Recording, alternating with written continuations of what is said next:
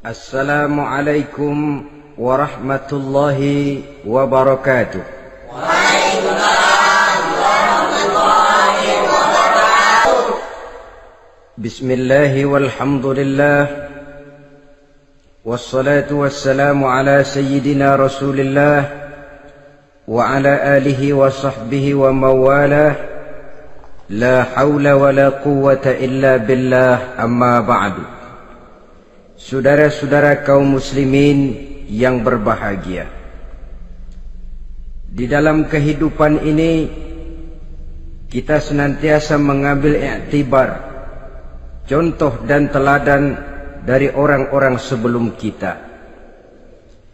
Itu sebabnya kepada baginda Nabi kita Muhammad sallallahu alaihi wasallam Allah Subhanahu wa taala menjelaskan cerita para nabi sebelum beliau dalam ayat "Tsumma naqussu 'alaika min amba'ir rusuli ma nusabbitu bihi fu'adak."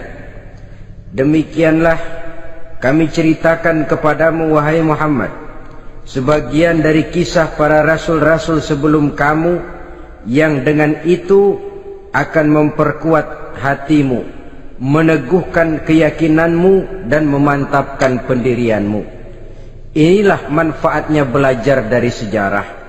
Jadi jangankan kita, baginda Nabi sendiri pun oleh Allah Subhanahu wa taala diceritakan sejarah para nabi sebelum beliau yang dimusuhi oleh umatnya, yang dicaci maki oleh kaumnya, yang terusir dari kampung halamannya, bahkan sampai ada yang terbunuh oleh umatnya.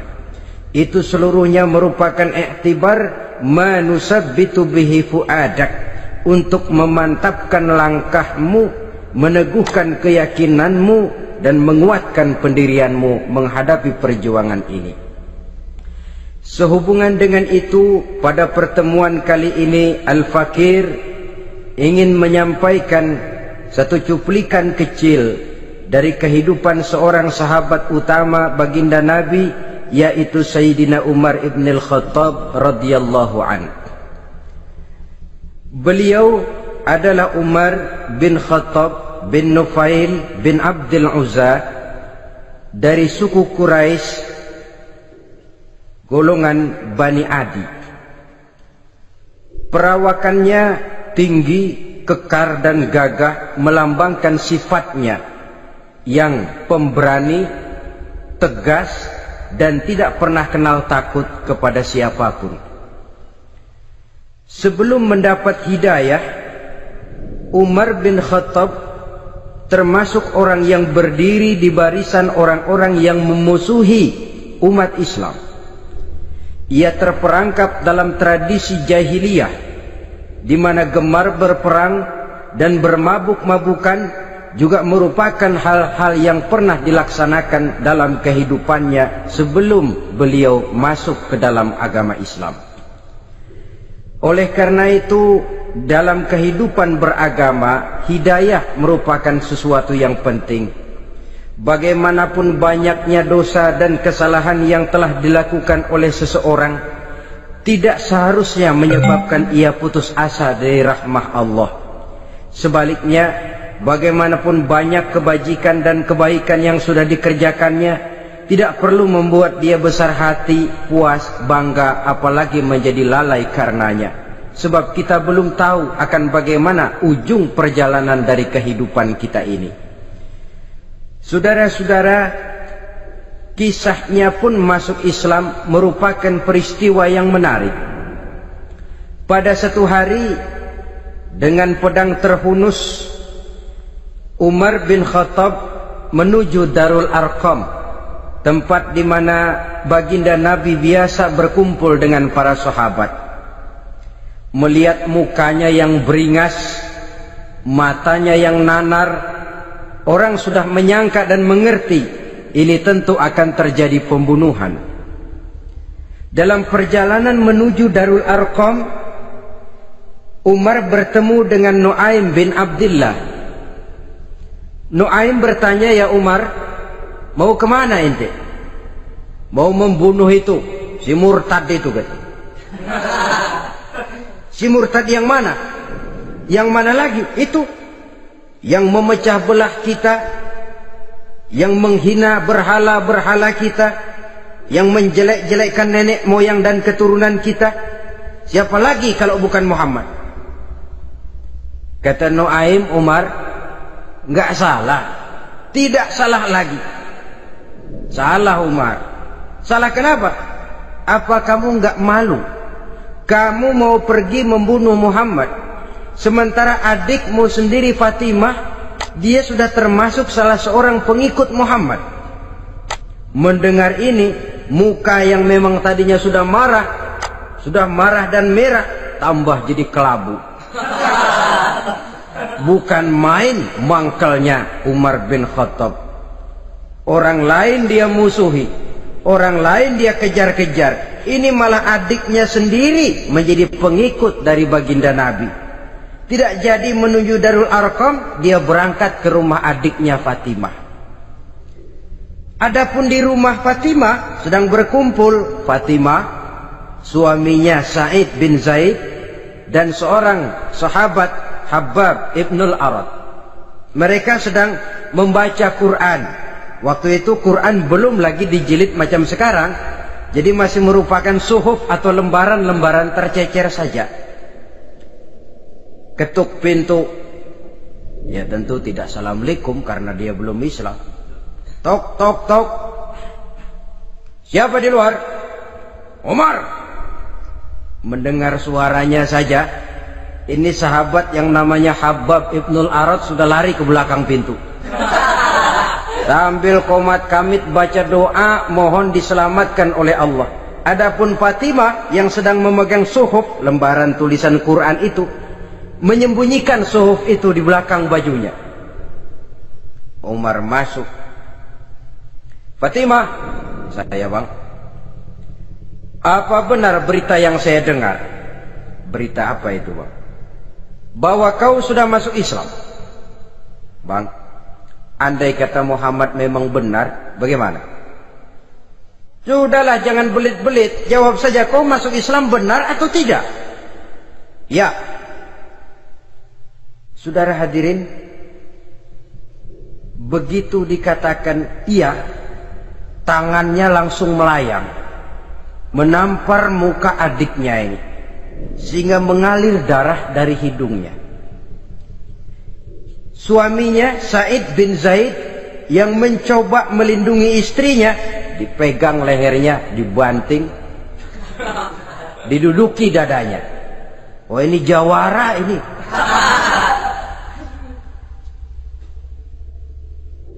Namun pada saat sedemikian, suara kebenaran terpantul dari mulut Fatimah, adik dari Umar bin Khattab ini. Umar, apakah engkau memukul orang yang bersaksi bahwa tidak ada Tuhan melainkan Allah dan Muhammad Rasulullah? Apakah engkau menganiaya seseorang yang terpanggil untuk mengikuti kebenaran?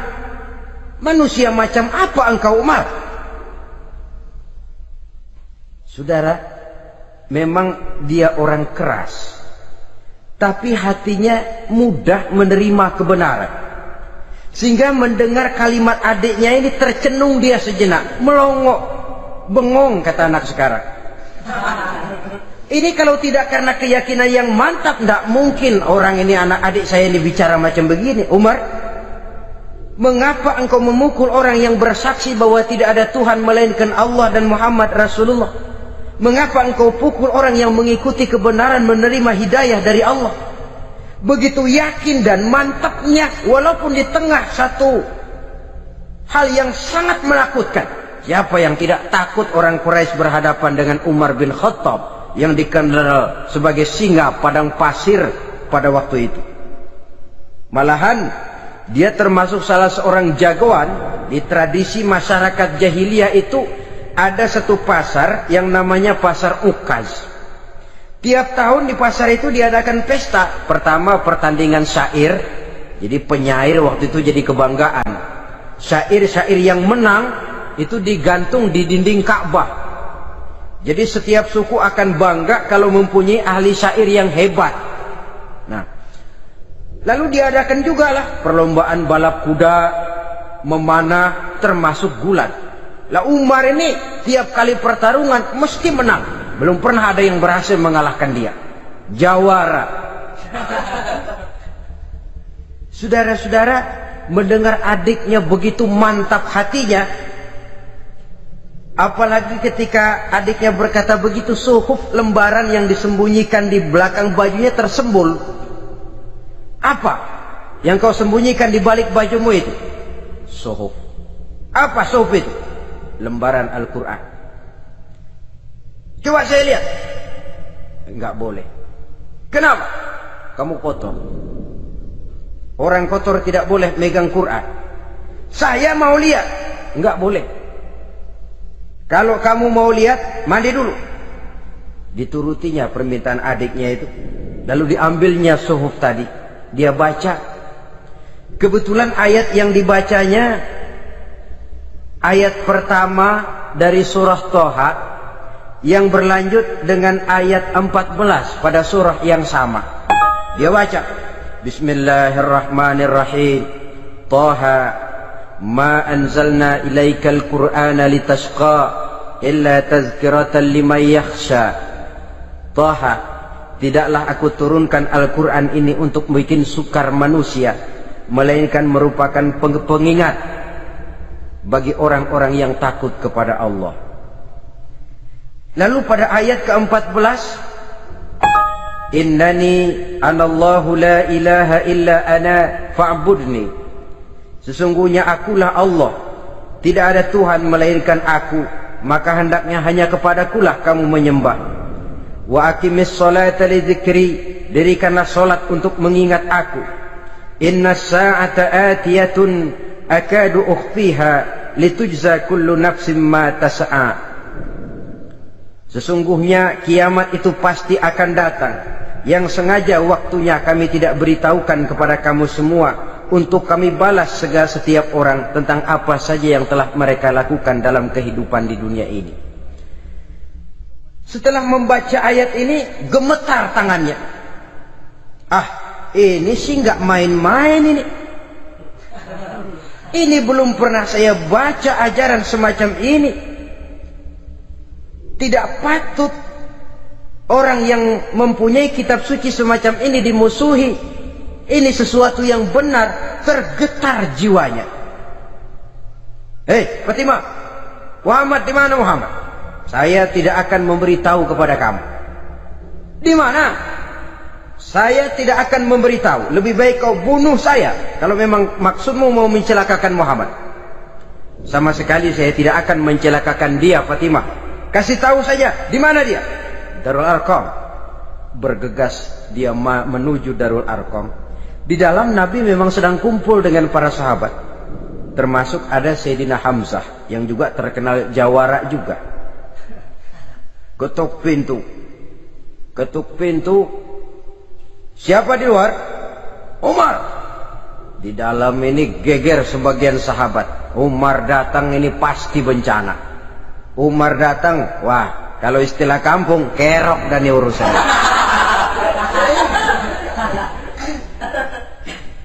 Tapi baginda Nabi menenangkan mereka. Tenang, mudah-mudahan ada hikmahnya. Sayyidina Hamzah tampil, bukakan dia pintu. Kalau niatnya baik, kita terima. Kalau niatnya tidak baik, saya paling depan. Dibukakan pintu. Begitu dibukakan pintu, Umar masuk merangkul baginda Nabi. Kemudian dengan tersendat, Ashhadu an la ilaha illallah wa ashhadu annaka ya Muhammad Rasulullah. Saya bersaksi tidak ada Tuhan melainkan Allah, dan saya bersaksi bahwa engkau hai Muhammad adalah utusan Allah. Sahabat takbir semua, Allahu Akbar, Allahu Akbar. Kegembiraan meliputi suasana ketika itu. Kenapa? Karena sebelumnya dikala Umar belum masuk Islam, dia merupakan ganjalan yang paling dikhawatirkan oleh umat Islam. Setelah dia masuk Islam, jelas merupakan satu keuntungan yang sangat besar. Dan dia tertarik kepada Islam bukan karena bujuk rayu orang, tidak karena diberikan harta, tidak karena diiming-iming oleh kedudukan tinggi, Tapi karena kebenaran, hidayah menembus hatinya melalui wasilah ayat dalam surah Thaha yang dibacanya melalui suhuf yang dipegang oleh adiknya tadi. Sejak saat itu berubah 180 derajat Umar bin Khattab radhiyallahu anhu. Tetapi tetap dengan sifatnya keras, tegas, dan tidak pernah kenal takut kepada siapapun. Cuma kalau sebelum Islam, dia kerasnya kepada Islam. Setelah dia masuk Islam, muter arah. Kepada siapapun yang memusuhi Islam, dia bersikap keras, tegas, dan tidak pernah kenal takut. Bahkan setelah beliau masuk Islam, satu hari ketika di Darul Arqam kumpul-kumpul, waktu itu Nabi belum berdakwah secara terbuka karena pengikut masih sedikit. Sayyidina Umar usul, "Ya Rasul, ada apa Umar? Alasna 'alal haq fi mamatina wa mahyana." Ya Rasul, bukankah kita ini berdiri di atas sesuatu yang benar? Bukankah mati kita, hidup kita untuk melaksanakan sesuatu yang benar? Bala ya Umar, betul Umar. Wallazi nafsi biyadihi innakum la'alal haq in muttum wa in hiyitum. Demi Allah Umar, kata Nabi, sesungguhnya kamu dan kita semua berdiri di atas kebenaran, hidup ataupun mati. Setelah mendapat jawaban begini, Umar masuk kepada tujuan pembicaraannya. Izan ya Rasul, fafimal ihtifal. Kalau memang begitu ya Rasul, kalau memang kita yakin kita berdiri di atas kebenaran, kita hidup karena kebenaran, kita mati pun memperjuangkan kebenaran, fafimal ikhtifa. Kenapa mesti ngumpet-ngumpet? Kenapa harus sembunyi-sembunyi?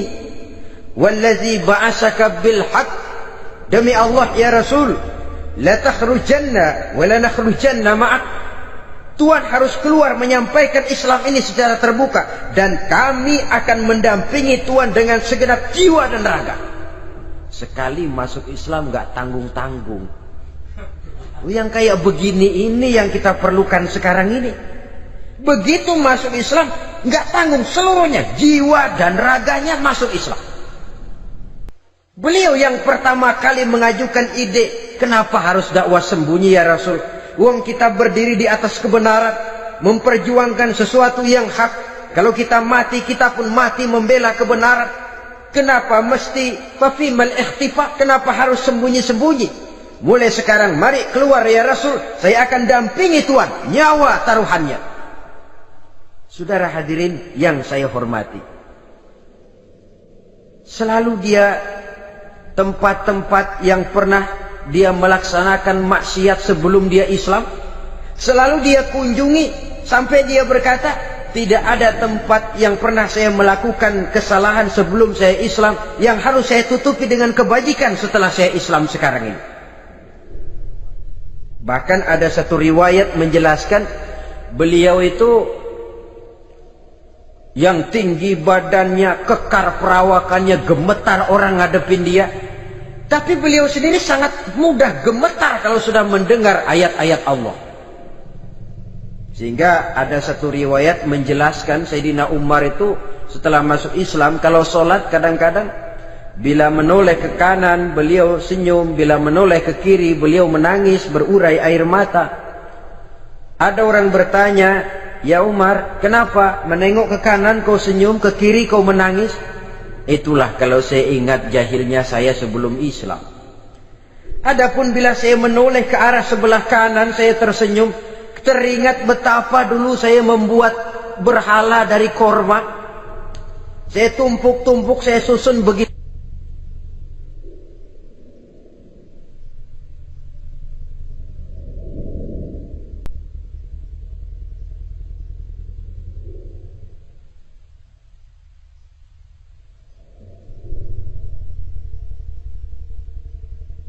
Itu rupa. Setelah saya sembah, saya makan itu korma. Gagah betul saya waktu itu, sampai Tuhan pun saya makan. Adapun kalau saya menoleh ke kiri, teringat putri kesayangan saya yang terbawa oleh tradisi jahiliyah, takut menanggung aib, merasa malu mempunyai anak perempuan sampai dia terkubur hidup-hidup. Berurai air mata saya mengingat semua itu. Padahal Nabi sudah memberikan jaminan. Sebab saudara jangan lupa, orang kafir masuk Islam, dalam Islam itu dihitung dari bayi lagi, dari nol. Itulah untungnya. Jadi misalnya sudah 60 tahun, dari kecil sampai 60 tahun kafir, umur 61 masuk Islam. Nah, sejak umur 61 itulah yang dihisab oleh Allah. 60 tahun ke bawah gratis bersih pemutihan. Istimewa betul. Tapi jangan lalu diniatin, gua kafir aja. Nanti sudah tua-tua mau giliran mati baru Islam. Nah, itu diniatin lain.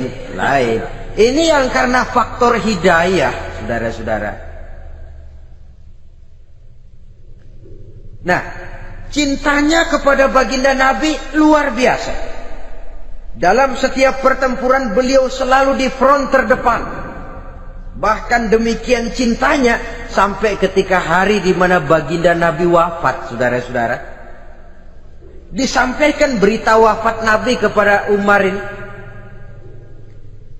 Ya Umar, baginda Nabi sudah wafat. Kamu ngomong apa? Baginda Nabi sudah wafat. Bukan sedih, nyabut pedang, keluar matanya melotot. Siapa yang bilang Muhammad mati, saya tabas batang lehernya. Begitu cintanya beliau kepada baginda Nabi, sampai-sampai nggak menerima kalau Nabi wafat. Taruhlah nggak bisa mati bersamaan, bolehlah mati beriring-iring saja barangkali maksudnya. Saudara-saudara, cabut pedang, kelayaban kemana-mana. Ayo, siapa ngomong Muhammad mati, saya tabas batang lehernya. Sampai bertemu dengan Sayyidina Umar, Sayyidina Abu Bakar. Di tempat orang banyak, Sayyidina Abu Bakar yang bijaksana ini pidato. Ayuhan nas, man kana ya'budu Muhammadan fa inna Muhammadan qad mata wa man kana ya'budu Allah fa inna Allah hayyun la yamut. Wahai manusia, barang siapa yang menyembah Muhammad, maka Muhammad sudah mati. Tetapi barang siapa yang menyembah Allah, Allah akan hidup selamanya dan tidak akan pernah mati. Mendengar pidato ini, Sayyidina Umar sadar bahwa sebenarnya yang tidak bisa mati itu cuma Allah.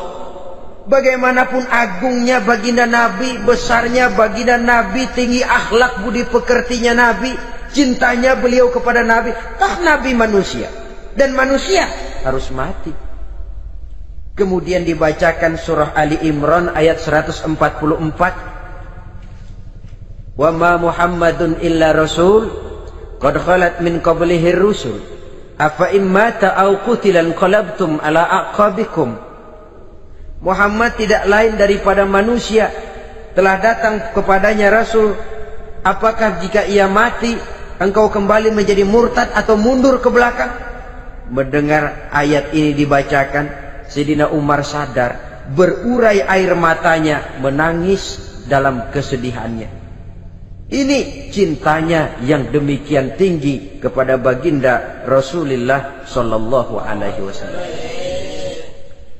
Begitulah seluruh kesalahan yang dia lakukan pada saat sebelum dia masuk Islam, berusaha dia tutupi dan dia tebus dengan segala kebaikan, pengabdian, perbuatan soleh setelah dia masuk Islam. Sehingga diajarkan oleh baginda Nabi, ittaqillaha haitsu ma kunta wa atbi'i sayyi'atal hasanata tamhuha wa khaliqin nasa bi khuluqin hasanin. Bertakwalah kamu kepada Allah, kata Nabi, dimanapun saja kamu berada. Jadi takwa tidak kenal tempat. Dimanapun saja kamu berada, bertakwalah kepada Allah. Di rumah takwa, di pasar takwa, di kantor takwa, di tengah orang banyak takwa, pada waktu sendirian takwa. Ittaqillaha haitsu ma kunta. Bertakwalah kau kepada Allah dimanapun saja kamu berada. Jangan takwa pakai tempat. Di masjid takwa, di kantor nyolong. Itu tidak haitsu makunta. Yang diajarkan oleh Nabi, dimanapun kamu berada, bertakwalah kepada Allah. Wa atbi'i sayyi'atal hasanah tamhuha, dan iringi perbuatanmu yang salah dengan kebaikan. Jadi kalau satu saat terselip kita berbuat salah, cepat iringi dengan kebaikan, tamhuha, dengan harapan kebaikan yang kita kerjakan akan menutupi dosa yang terselip kita lakukan. Ngomongin orang, astagfirullahaladzim, banyak istighfar. Istighfarnya mudah-mudahan bisa nutupin dosa karena ngomongin orang. Tapi jangan lalu tambah sulap. Ngomongin orang istighfar, terus ngomongin lagi istighfar lagi. Itu tentu tidak bisa dengan cara begitu. Barangkali terselip pernah mengambil harta orang tanpa alasan yang hak, imbangi dengan rajin sedekah misalnya. Barangkali pernah menyakiti hati orang, imbangi dengan perbuatan yang bisa menyenangkan hati orang lain. Itu namanya mengiringi perbuatan yang bersifat salah dengan kebajikan. Ini yang dilakukan oleh Sayyidina Umar. Setiap pelosok hampir dia datangi, tempat-tempat di mana dia pernah melakukan kesalahan sebelum Islam, di sana dia tegakkan kebajikan dan kebaikan. Kegagahannya, keperkasaannya, keberaniannya sepenuhnya bulat-bulat sudah diwakafkan untuk kepentingan Islam. Saudara hadirin yang saya hormati, diperlukan orang-orang yang punya keberanian macam Sayyidina Umar. Berani karena panggilan hidayah, bukan berani babi. Babi berani juga babi, cuman nyeruduk. Artinya berani yang tanpa pertimbangan.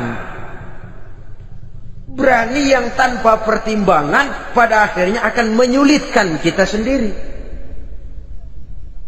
Beliau gagah, beliau berani, beliau punya kekuatan, beliau punya wewenang, dan itu dimanfaatkannya untuk menjadi backing baginda Nabi kita Muhammad sallallahu alaihi wasallam. La takhrujanna wa la nakhrujanna ma'ak ya Rasul. Rasul, keluar, sampaikan dakwah secara terbuka. Saya akan mendampingi Tuhan. Jika ada yang ganggu Tuhan, saya paling depan.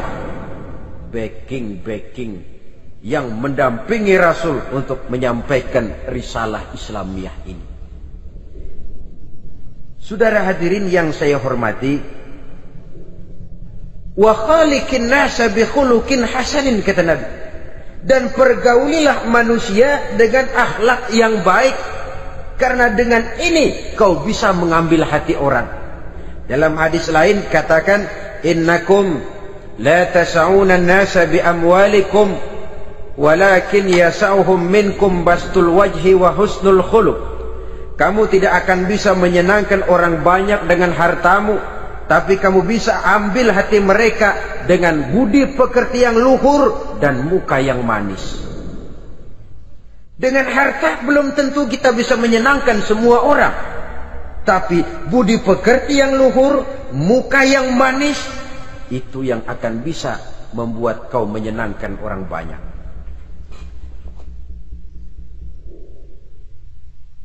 Setelah baginda Rasul wafat, pernah ketika berkumpul, Sayyidina Abu Bakar berkata kepada Sayyidina Umar, "Ya Umar, saya baiat kamu untuk menjadi khalifah." Jawab beliau, "Sayalah yang akan membaiat Tuan. Tapi Anda lebih utama dari saya Umar. Keutamaan saya akan saya berikan kepada Tuan untuk mendukung kekhalifahan Tuan." Di sini kelihatan wataknya yang tidak ambisius. Gagah, berani, perkasa, tapi tahu diri. Enggak nyelonong. Tidak menggunakan kekuasaannya, kegagahannya untuk maksud yang sewenang-wenang. Oleh karena itu setelah Sayyidina Abu Bakar wafat, beliau dilantik menjadi khalifah, keluarlah pidatonya yang terkenal. Ayuhan nas, inni qad wullitu alaikum walastu bi khairikum. Hai manusia, aku telah dipilih menjadi pemimpin kamu. padahal aku bukanlah orang yang terbaik di antara kamu. Kalau tidaklah karena aku melihat keutamaan, keteguhan yang dapat melindungi kalian, berat rasanya aku memikul amanah ini. Sebab apa? Alangkah beratnya menunggu datangnya perhitungan di akhirat nanti terhadap Umar. Ini yang jadi motifnya memegang jabatan khalifah. Sungguh berat bagi Umar menunggu datangnya saat perhitungan.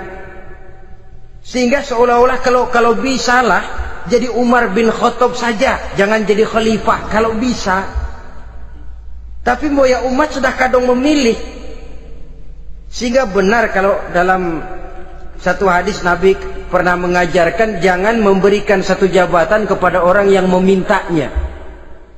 Sebab orang kalau sudah minta jabatan, apalagi pakai jilat-jilat, pakai upeti-upeti, tentu ada tendensinya. Ada batu di balik udang. Kalau udang di balik batu kan mungkin nggak kelihatan, tapi kalau batu di balik udang kelihatan betul itu. Ada maunya, ambisinya. Jangan memberikan satu jabatan kepada orang yang memintanya.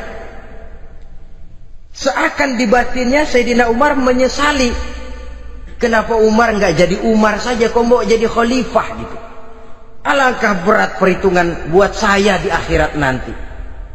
Nah, setelah jadi khalifah, sebagai satu i'tibar, saya akan mencoba mengemukakan beberapa sifatnya yang menonjol untuk pelajaran buat kita semua.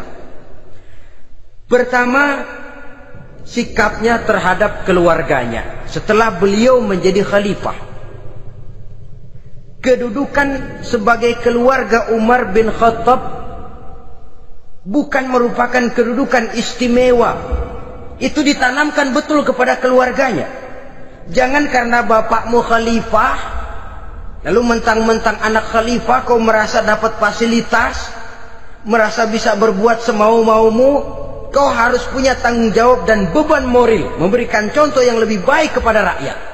Ini yang ditekankan kepada keluarganya. Kalau beliau mau mengeluarkan undang-undang, undang-undang itu lebih dahulu dibicarakan di tengah keluarganya, kumpul anak-anaknya. Ini akan ada undang-undang begini. Siapa di antara kalian mau mentaati, persilakan. Yang tidak pun persilakan. Tapi saya ingatkan, kalau ada dari keluarga Umar yang melanggar peraturan yang saya keluarkan ini, saya akan menghukumnya 2 kali lipat karena dia keluarga saya. Menghukumnya 2 kali lipat karena dia keluarga saya. Jadi bukan mentang-mentang anak babe lalu kebal hukum. Tidak. Siapa yang di antara kalian melanggar peraturan ini, akan aku kenakan hukuman 2 kali lipat karena dia keluargaku. Nah, saudara hadirin yang saya hormati, lalu berwibawa, dijaga betul keluarganya. Suatu hari beliau datang ke rumah putranya Abdullah bin Umar. Ketika masuk dilihatnya Abdullah bin Umar sedang makan daging. Makan daging. Merah muka Umar. Mentang-mentang anak khalifah ya. Mentang-mentang anak Amirul Mukminin ya, kamu makan daging. Lihat tuh rakyat kita masih banyak yang kelaparan, makan daging, makan roti keras. Padahal itu halal, sesuatu yang diperoleh dengan usahanya sendiri. Tetapi begitu hati-hatinya Umar untuk menjaga pandangan orang. Keluarga khalifah merupakan beban moral sebab akan dijadikan contoh oleh rakyatnya. Mentang-mentang anak khalifah ya makan daging. Lihat tuh rakyat, roti keras digarotin. Lain saat beliau pergi ke satu pasar. Di situ dilihat ada sapi gemuk-gemuk. Tempat lain sapinya kurus-kurus. Tanya, ini yang gemuk-gemuk sapi siapa? Sapi Abdullah bin Umar. Sapi anaknya. Panggil Abdullah bin Umar, suruh sini. Datang anaknya. Abdullah bin Umar, bagaimana ceritanya sampai ini? Begini, Bapak. Dahulu itu dengan uang saya beli sapi kurus-kurus. Lalu saya rawat Saya berikan upah orang untuk merawat sapi-sapi itu. Sampai sekarang dia menjadi gemuk. Akan saya jual dan keuntungannya tentu sesuatu yang halal. Subhanallah, kata Umar. Kau ini anak Amirul Mukminin. Jual sapimu. Ambil modalnya, untungnya, masukkan Baitul Mal untuk urus kepentingan orang Islam. Dia nggak mau anaknya terlibat bisnis, ndompleng kekuasaan ayahnya. Karena mentang-mentang anak khalifah lalu segala macam bisnis lancar. Orang takut karena apa? Anak babe. Ada lagi. Pada waktu pembagian harta ghanimah, putri beliau yang namanya Hafsah, ini adalah istri baginda Nabi, meminta bagian. Kaum kerabat ayah, ini kerabat khalifah, kitalah dulu kerabat. Kalau kau kerabatku, maka jatahmu nanti dari ayahmu. Harta ini masih lebih banyak dibutuhkan oleh orang-orang Islam. Nanti belakangan, kalau ada sisanya. Belakangan kalau ada sisanya. La haula wala quwata illa billah.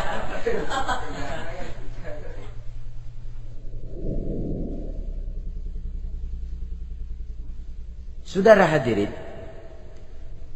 itu terhadap keluarganya. Kemudian apa sifat-sifat yang menonjol dari kepemimpinannya? Pertama, kesederhanaannya. Beliaulah satu-satunya khalifah, Amirul Mukminin, setingkat presiden kalau sekarang, yang punya jubah cuma 2 dan 1 pun punya anaknya. Tambelan lagi. Pernah sholat Jumat terlambat. Beliau naik mimbar untuk khutbah, sebelumnya minta maaf dulu. Saudara-saudara, maaf saya terlambat nungguin baju kering. Seorang khalifah nungguin baju kering. Sederhana dalam kehidupannya. Mari kita ambil satu cerita lagi. Pada waktu beliau jadi khalifah, yang diangkat jadi gubernur di Mesir adalah Amr bin As. Amr bin As hidupnya lebih mirip kaisar. Istananya besar, pakaiannya bagus-bagus. Nah, yang paling mengganggu pikiran Amr bin As, di sebelah istananya ini ada gubuk reot, kepunyaan orang Yahudi lagi. Ah, ini nggak pantas bener, masa di samping istana gubernur ada gubuk reot. Orang Yahudi lagi yang punya. Ini mesti, udah, bikin saja rencana, panggil dinas tata kota, bikin planning. Di sini mau dibangun masjid, proyek negara. Bikin gambarnya, susun anggarannya, tender. Saudara-saudara, si Yahudi yang punya gubuk reot dipanggil. Yahudi, ada apa, Pak? Kamu tahu nggak? Enggak. Iya, memang belum saya kasih tahu.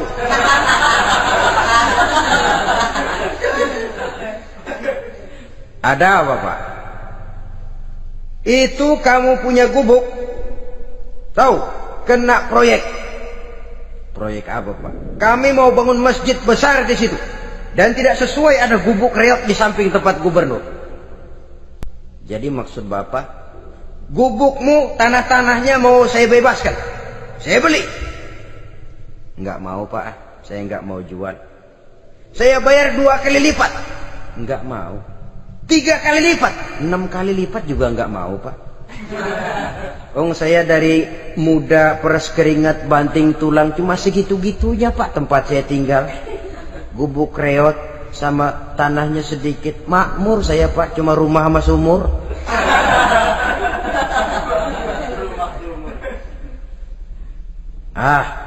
Ini Yahudi kelewatan juga.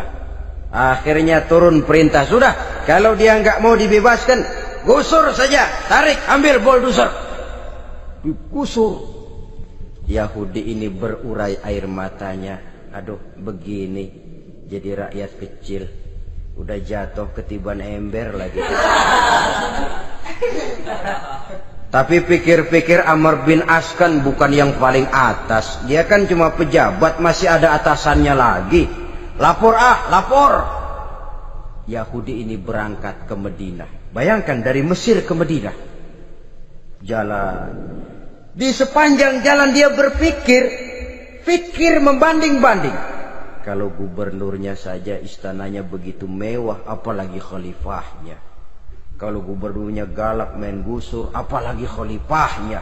Dan saya bukan orang Islam, apa dia lemin ngadu? Apa dapat tanggapan? Berangkat dia sambil harap-harap cemas. Sampai di pintu kota Madinah, dia temui orang lagi tidur di bawah pohon korma. Selamat siang Pak. Ada apa? Pak. Apa? Mau lapor. Lapor apa? Bapak tahu Khalifah Umar bin Khattab? Tahu? Istananya di mana Pak? Istananya di atas lumpur. Di atas lumpur. Di atas lumpur. Pengawalnya banyak Pak. Banyak. Siapa Pak? Yatim piatu, janda-janda tua, orang-orang miskin, orang-orang lemah, itu pengawalnya. Pakaian kebesarannya apa sutra apa Pak?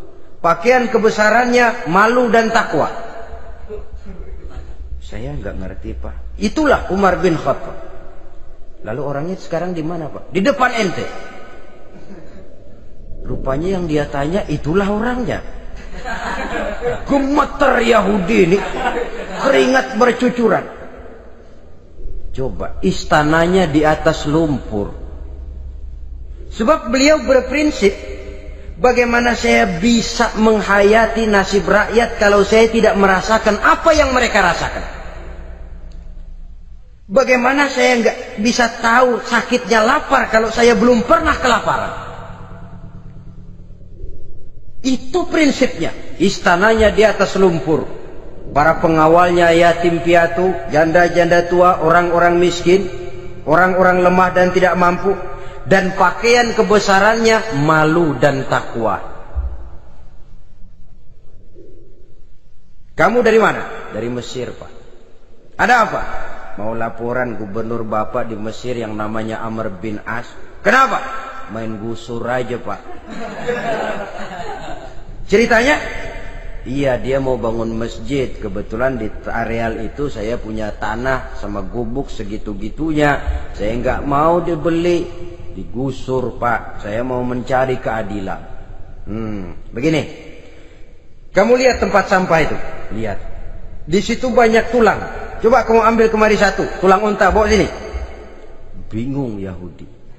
Pak, saya kemari mau cari keadilan. Kalau tulang mah di Mesir juga banyak Pak. Sudahlah, pokoknya kau ambil saja tulang itu. Dicoker-coker dapat dikasih. Tulang itu digaris lurus oleh Sayyidina Umar dengan ujung pedang. Red. Nah, nih, kau bawa kepada Amr bin As. Makin bingung itu Yahudi. Suruh bawa tulang cuman digaris. Nanti saya ngomong apa Pak? Sudahlah, kasih saja. Pulang dia. Sampai di Mesir. Tuan Gubernur, ada apa? Saya baru menghadap khalifah. Kemudian beliau sampaikan ini, dikasih tulang. Amr bin As ngelihat tulang ada goresan lurus dengan ujung pedang, gemetar, badannya keluar keringat dingin, panggil kepala proyek, proyek batal, masjid nggak jadi didiriin, itu gubuk Yahudi diriin lagi. Ini Yahudi makin bengong. Ini gubernur dapat tulang doang segitu takutnya.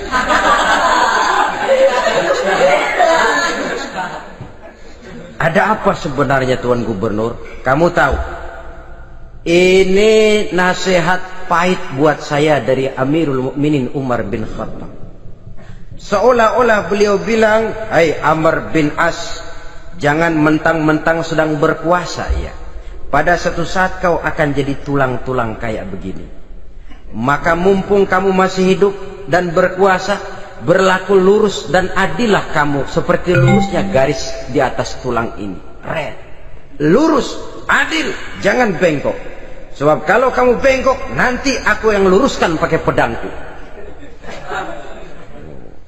Siapa yang nggak ngeper digituin? Sampai akhirnya apa? Kata si Yahudi, Pak, kalau begitu Islam adil ya. Adil. Kalau gitu biarin dah, Pak, tanah saya. Mau kamu jual? Bukan saya jual, Pak, saya kasih aja dah. Campur gubuk-gubuknya, ambil aja dah.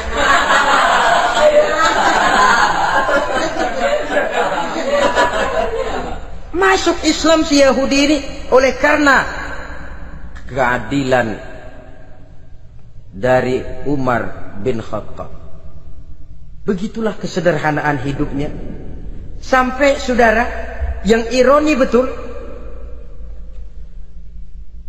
pernah Utsman bin Affan, Ali bin Abi Thalib, Thalhah dan Zubair kumpul mendengar berita bahwa Sayyidina Umar ini punya hutang. Bayangkan, seorang khalifah untuk melangsungkan hidupnya sampai punya hutang. Padahal Baitul Mal di bawah kekuasaannya. Berunding Utsman, Ali, Thalhah, Zubair.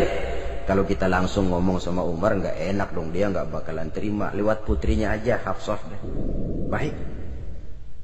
Hafsah ngomong sama Umar, Abah, kenapa? Bagaimana kalau honor Abah ditambah, ditingkatkan supaya hutang bisa ketutup? Hafsah, saya Abah. Siapa yang nyuruh kamu ngomong begitu? Enggak ada. Ada. Saya tahu ada ini. Kalau nggak ada, kamu nggak mungkin ngomong begitu. Tapi orangnya kalau saya tuntut, mereka mungkin nggak mau. Sekarang saya mau tanya Hafsah, kau kan istri Rasul, betul? Nah, saya mau tanya, suamimu makanannya apa? Daging? Bukan. Roti.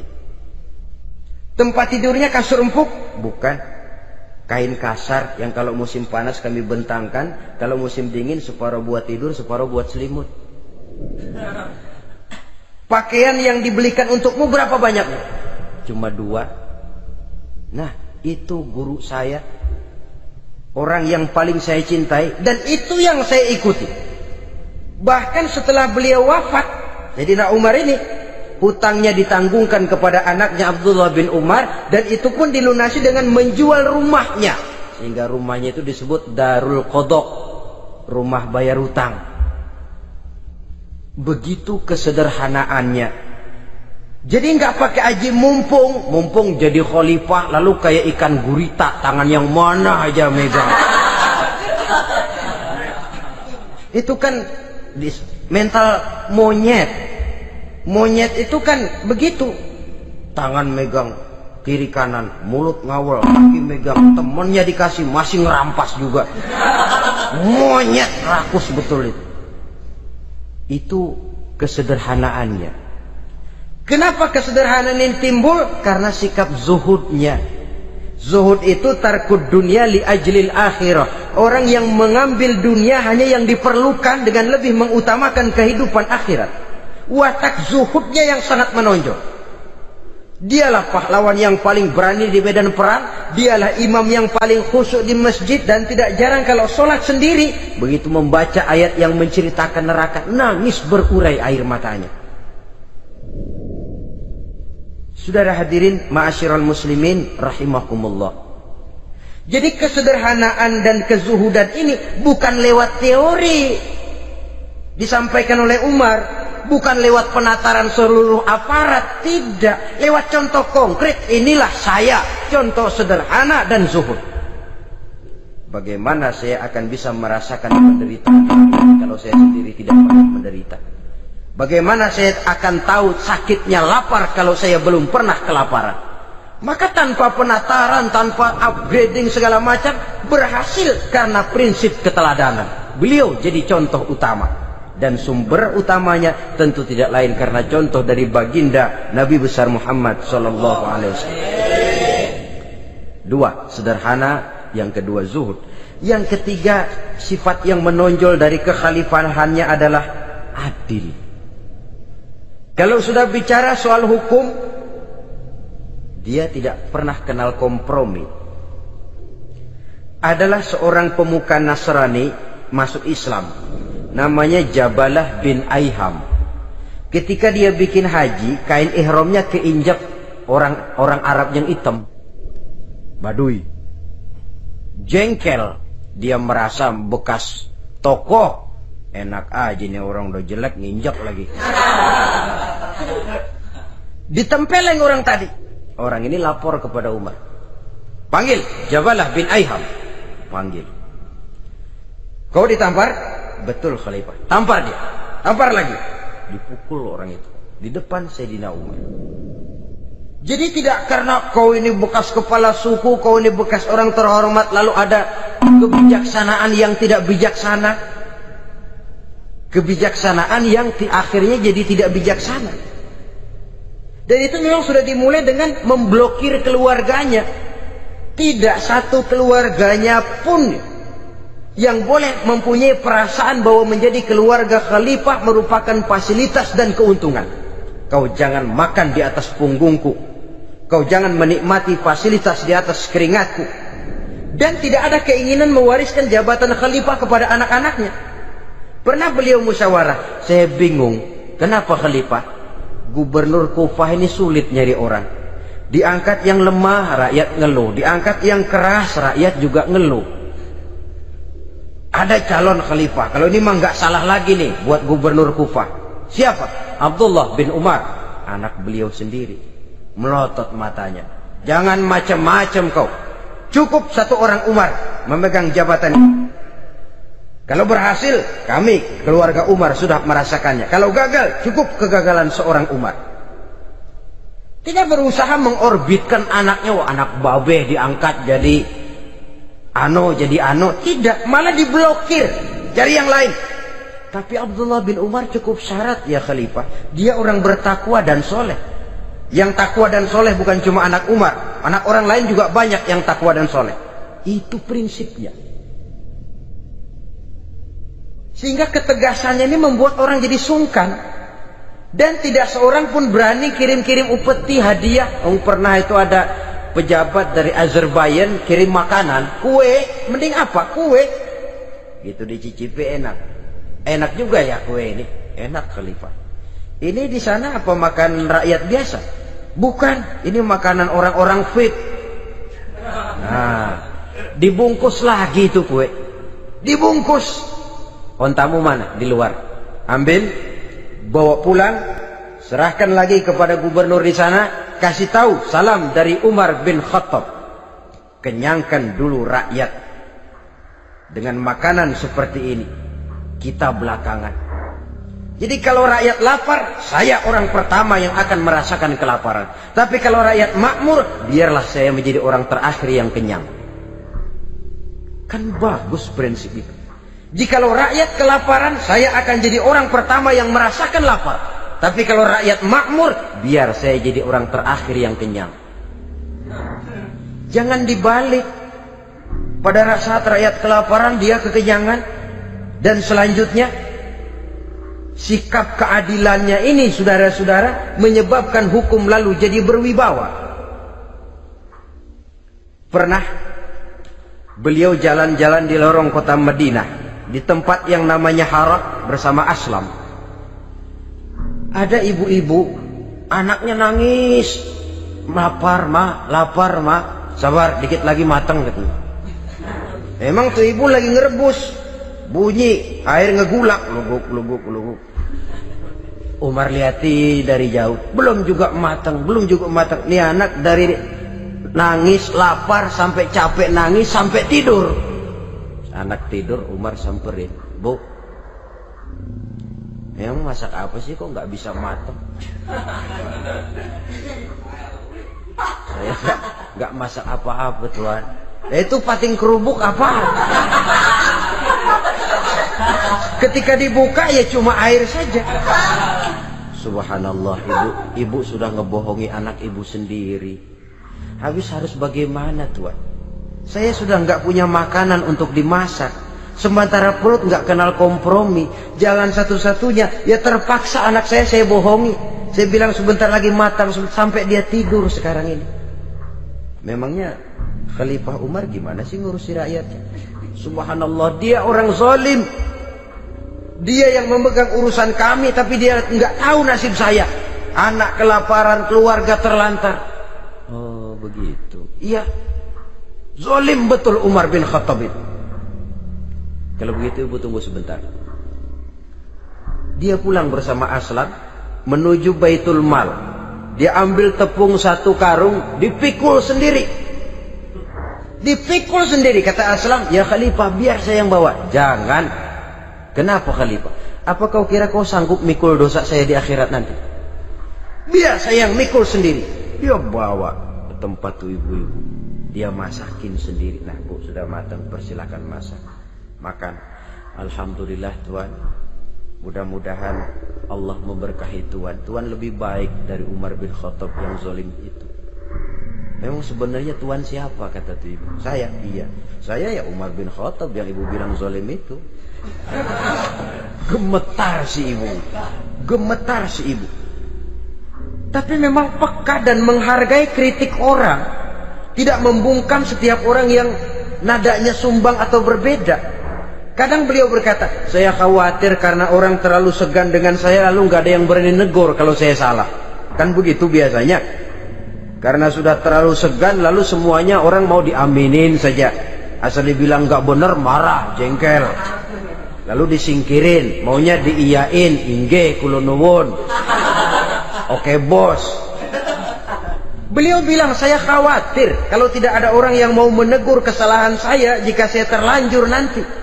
Tahu-tahu muncul orang, demi Allah, saya akan menegur Tuhan dengan pedang saya ini. Cerah mukanya, senyum bibirnya, alhamdulillah, anak muda, saya memerlukan orang macam kau.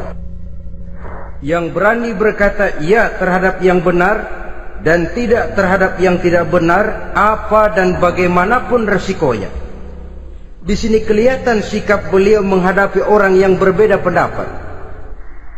Keadilan, keberanian dan ketegasan, cepat menerima kebenaran merupakan serentetan dari sifat-sifat utama beliau sejak masuk Islam sampai menjadi khalifah yang kedua.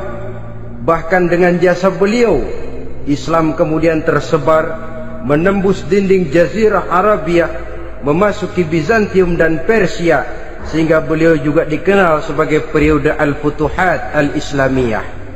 Nah saudara-saudara, inilah cuplikan kecil dari kehidupan seorang agung dan besar yang memang sangat terbatas kata-kata untuk melukiskan kebesaran itu. Namun yang secuplik ini mudah-mudahan menjadi sumbangan moral dalam rangka kita memperbaiki diri menuju kehidupan yang lebih baik. Terima kasih banyak atas segala perhatian. Mohon maaf atas segala kekurangan. Usikum wa nafsi bitaqwallah. Wassalamualaikum warahmatullahi wabarakatuh.